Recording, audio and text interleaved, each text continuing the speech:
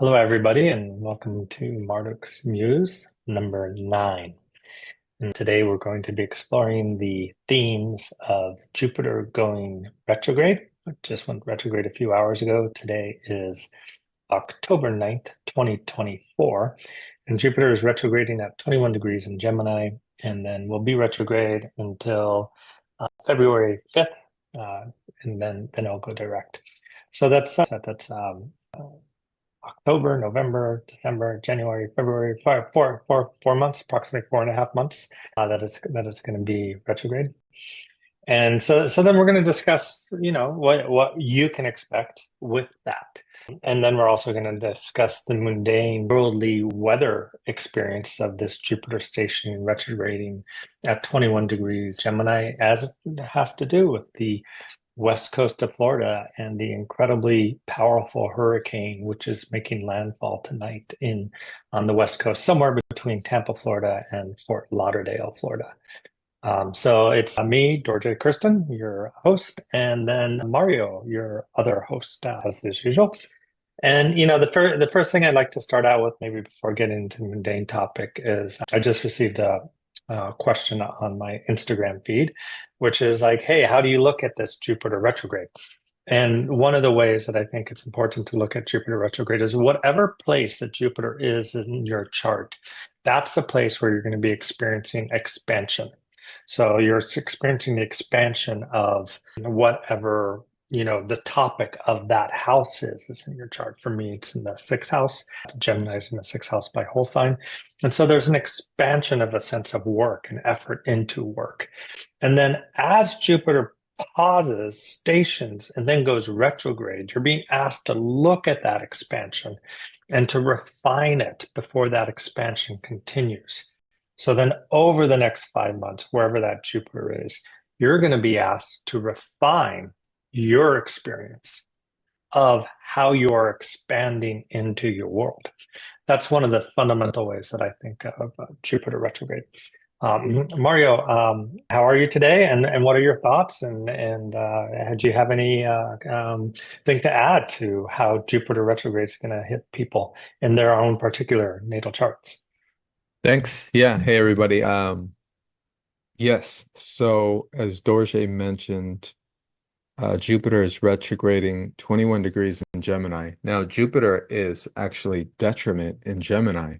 So what we have is the expansions occurring and a refinement, as Dorje noted.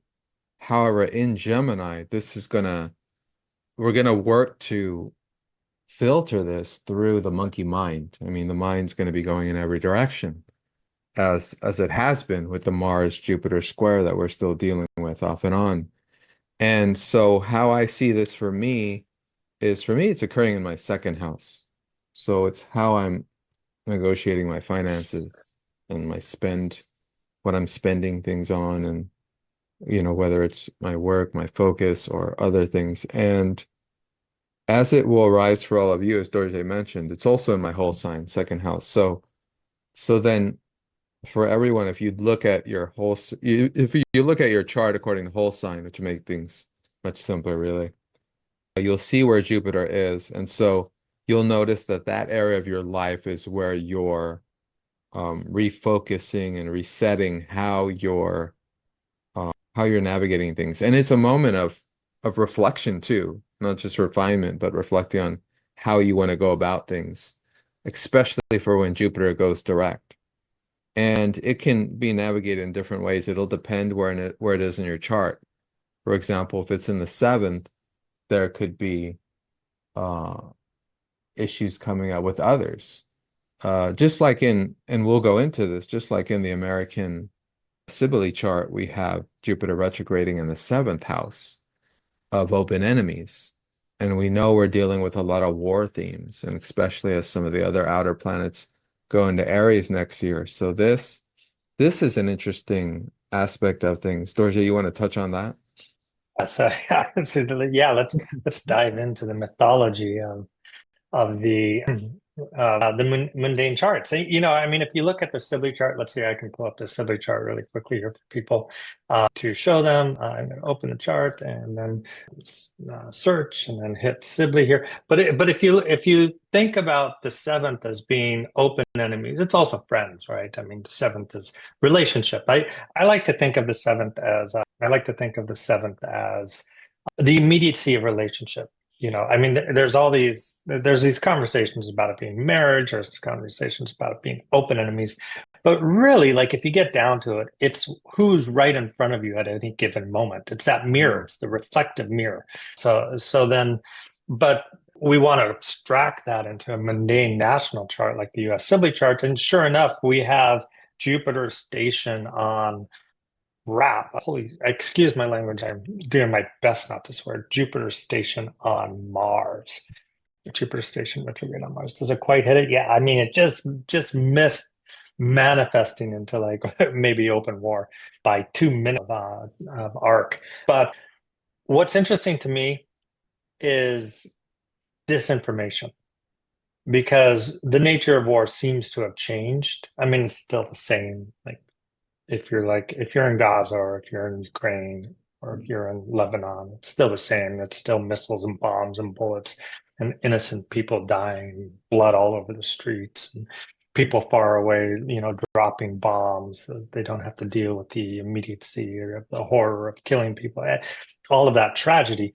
But in the US right now, China and Russia and perhaps Iran, you know, I mean, perhaps Israel, like who knows, you know, are all engaged in intensive information campaigns to craft American opinion. And that to me seems to have a lot to do with Jupiter and Gemini in the seventh house. This kind of like warfare of opinion and ideas and creating a polarized electoral body. And again, remember, Gemini is polarized thought. It's both the good and the bad, or thinking this. I mean, hey, come on, everybody knows a Gemini, or for those of you who are Geminis, you know yourself, hopefully. You know, a Gemini is going to say one thing today, this hour, this minute, and then next minute, next hour, next day, they're going to say another thing. They're going to say a completely different thing. And before there was bipolarism or split personalities, there was Janus with his split heads, you know, representing Gemini, and two different, you know, voices coming out of the same body, and that is Gemini. And so then you have Jupiter in Gemini expanding this kind of like dialogue of how you think, or expanding the national dialogue of who are we and how do we think and what do we think. And look, that's just so right. Good for you to call that out with that Jupiter station right there on that Mars. Yeah. So I mean, yeah. And then if you apply that to your own natal chart, which I hope most of us are doing, because the reality is, in my opinion, we don't have much say in the zeitgeist of the world soul pushing its themes and agendas upon humanity.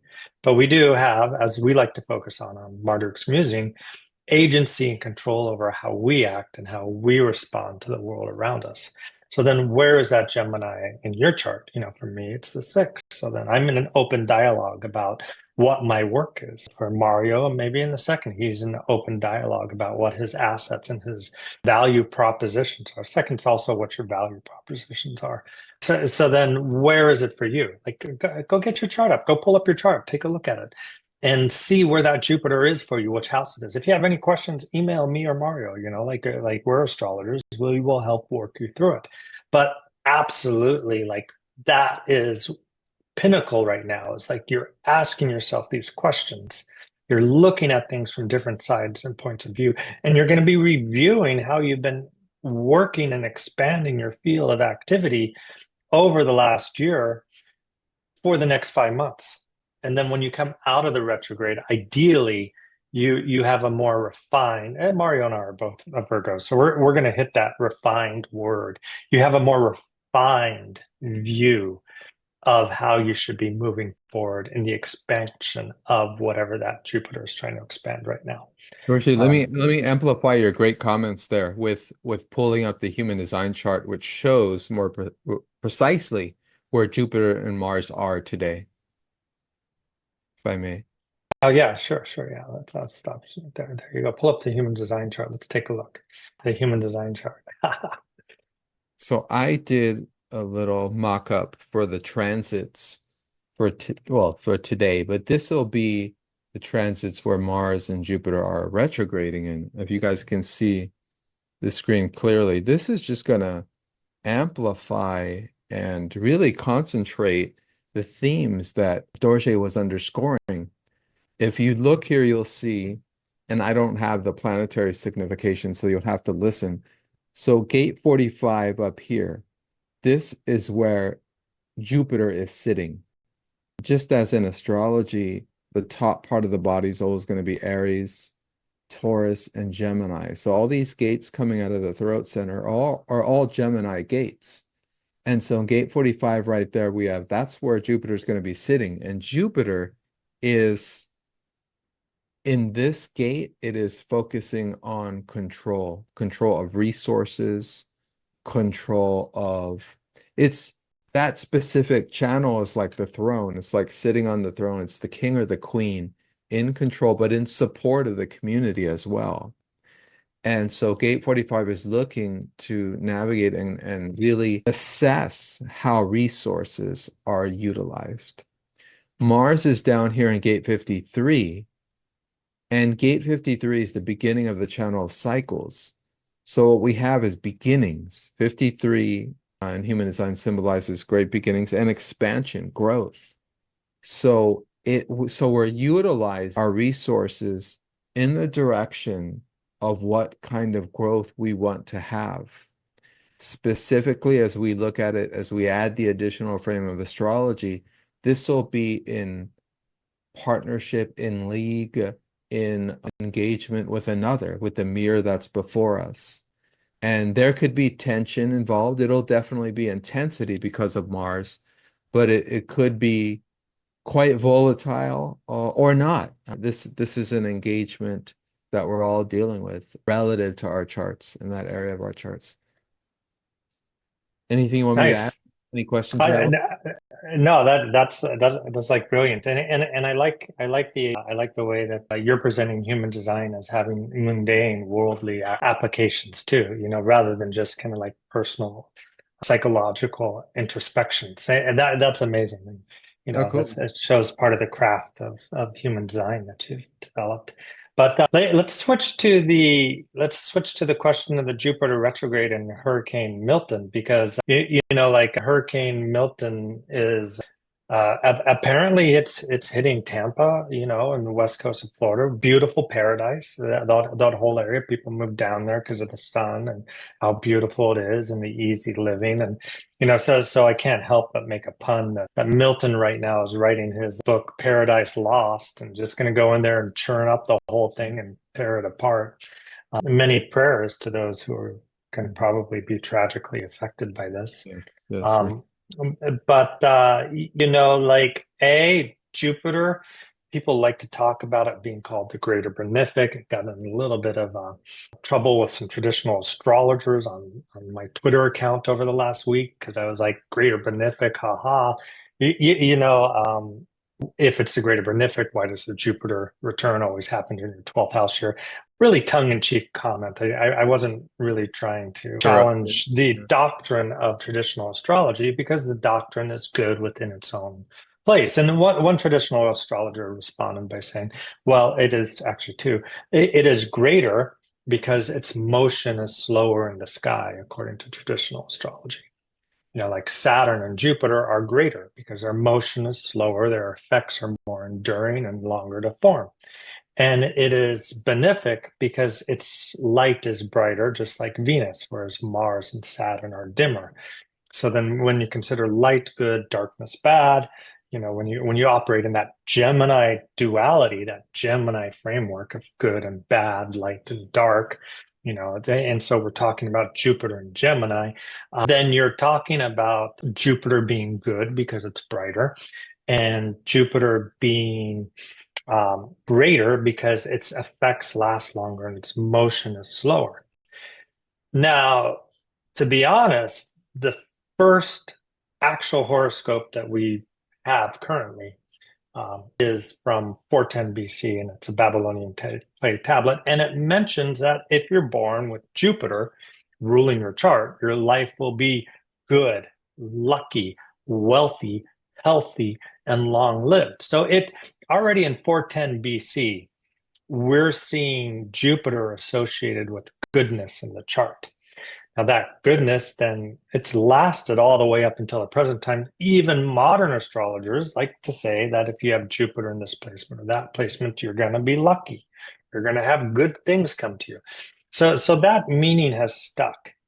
However, what we get into is we get into this kind of quality where you have to understand that none of these planets mean good or bad. They all have different sides to them.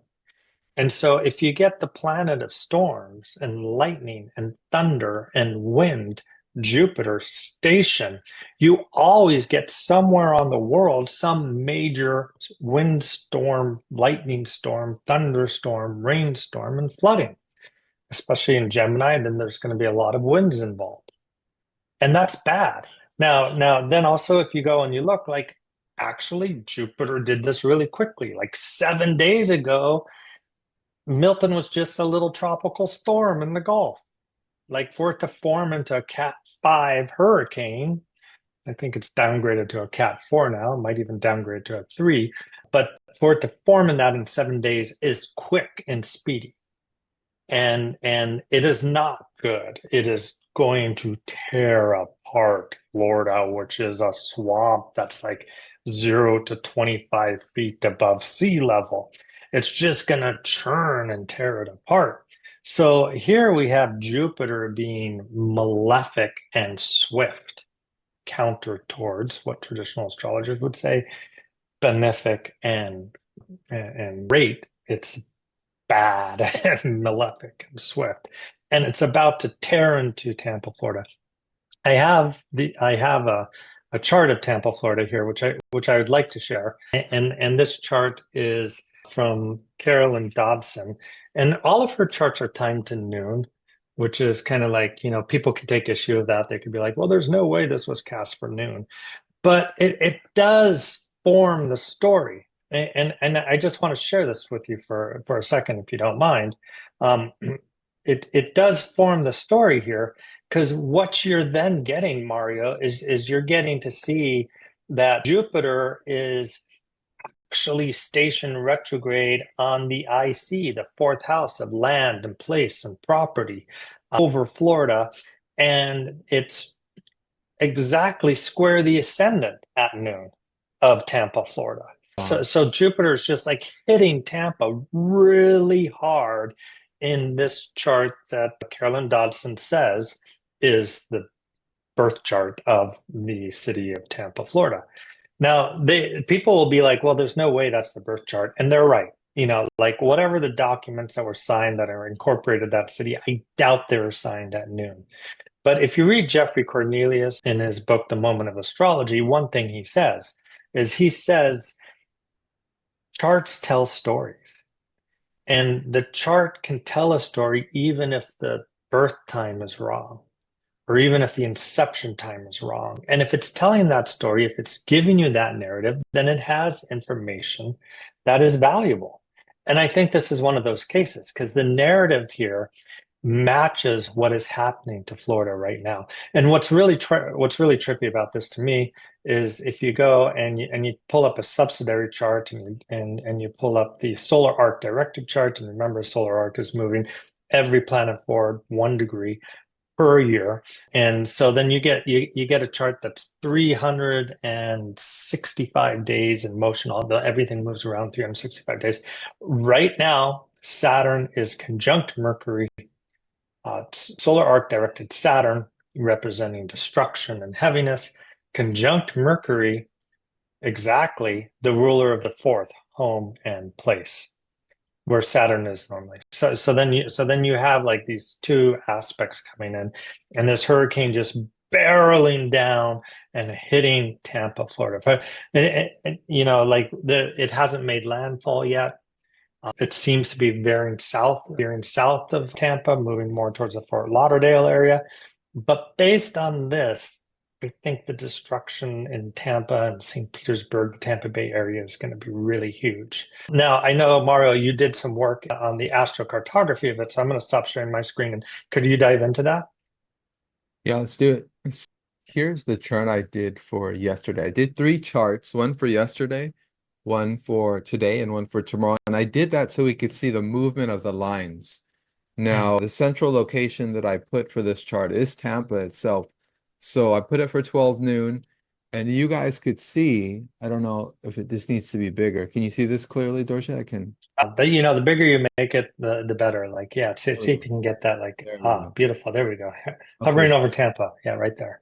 so that's a Neptune line, and it's the IC. Ah, So this is yeah, the fourth house Neptune line going over, sensitizing this area right there in the water, moving in the direction of Tampa, as we'll see. So that's the first chart. There are other lines, as you could see, going through Cuba, and what do you know? Jupiter and the moon, right there. right. Yeah, You have yeah. Jupiter on the descendant, which is where it is in the American Sibley chart, and then you have moon on the ascendant.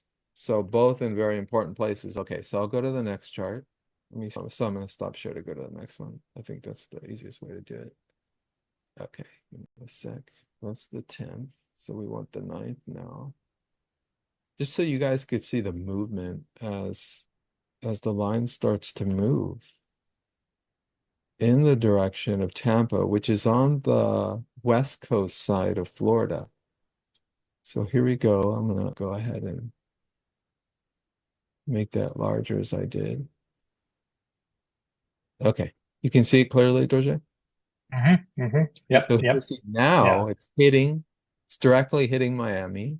I mean, not necessarily the storm, but the line is hitting Miami. So you can see hmm now the direction that this Neptune line is moving in. And then I'll share with you guys the final chart that I did, and we could stay there for a minute while I talk about it. Okay, and so this is Thursday. This is going to be tomorrow. Here it is. I'll go ahead and expand it. As soon as that participant can see your app gets out the way. Okay, there it is. Okay, so I'm bringing it in now. Okay, so now you could see it's almost arriving. The line, of course, is almost hmm arriving there at Tampa. And so this is Neptune on the IC. So this is the same themes that Dorje just discussed in the chart, in both the birth chart and the current chart. Dorje did a synastry chart there of the current and then added the solar arc. What I'm doing here is just doing the astrocartography map for each day at noon. So that's yesterday, today, and Thursday. That way we can see the progression of the astrocartography. I go, oh, planetary lines as they move throughout the day, throughout the year, throughout the months. And so we see right here that Neptune line about to hit Tampa. So it's just fascinating.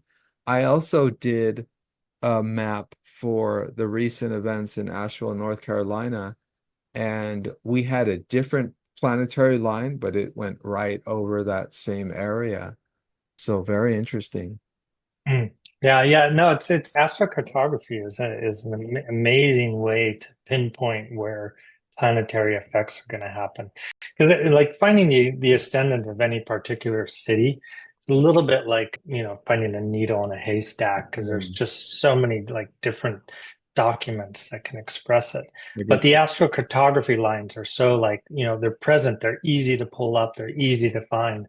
And once one gains a little bit of mastery over the understanding of it, because you got Neptune, which is the god of the sea, And what do you have in Tampa and the west coast of Florida right now? You have the sea rising, surging forth and moving itself onto land over that land where that line is falling over the next 2 to 3 days. And an interesting thing about this hurricane is that as it downgrades and the wall structure, the eye breaks down, it's going to be flooding.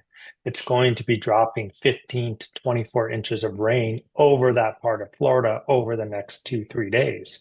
And that's that Neptune line moving over it.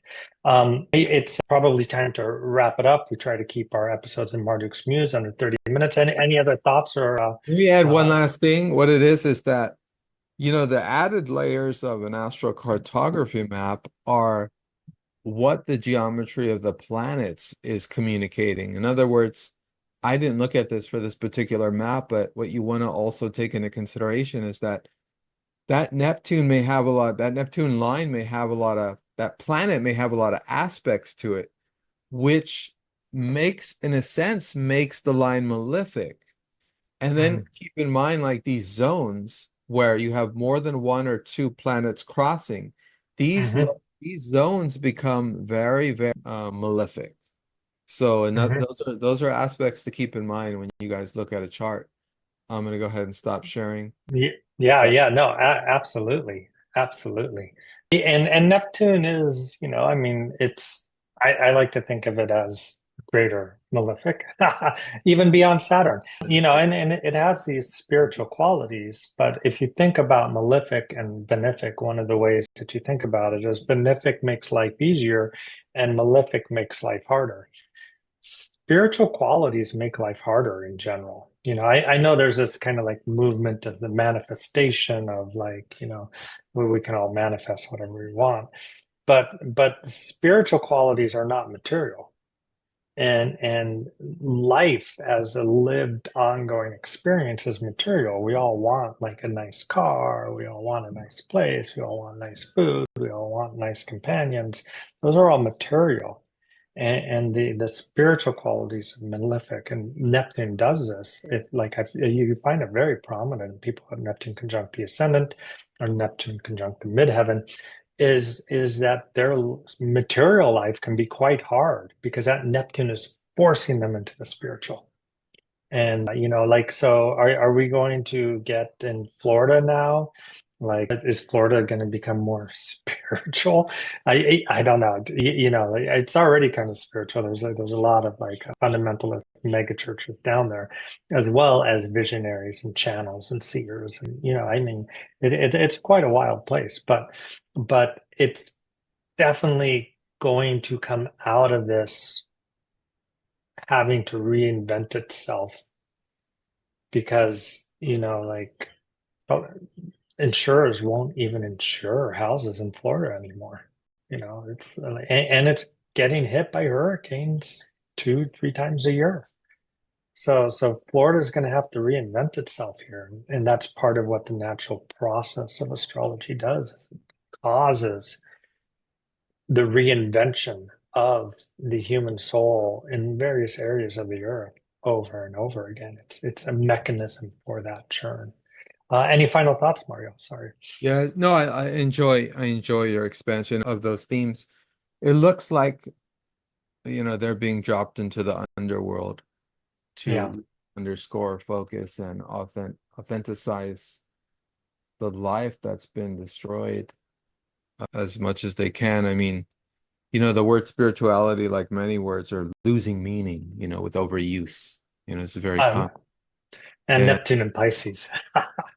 yeah. Yeah, And so I say here that, the perhaps one definition to express and convey is that true spiritual understanding is being able to subsist and be who you are, no matter where you are, no matter with what you have or do not have. So it's really being able to occupy the core of who you are, no matter what happens around you or within you, and that's truly the challenge of beingness in our time. And that's a challenge for all of us. But I that's think very stoic of you. I think that's what it is. I know it's a rough one. I mean, I don't say that to, practice that every single minute of my life, but that's ultimately what it is, to retain our soul amidst whatever we face.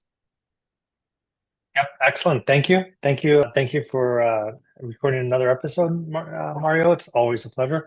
If people want to get in touch with me, you can find me via www.heartastrology.com. And Mario, how do they find you? All right, thanks everyone. You guys can find me at Plutonic Planes on my YouTube, and you can find my email there too. And wishing everyone the best again in those affected areas. Excellent. Yeah, thank you. And goodbye, everyone. See you next week.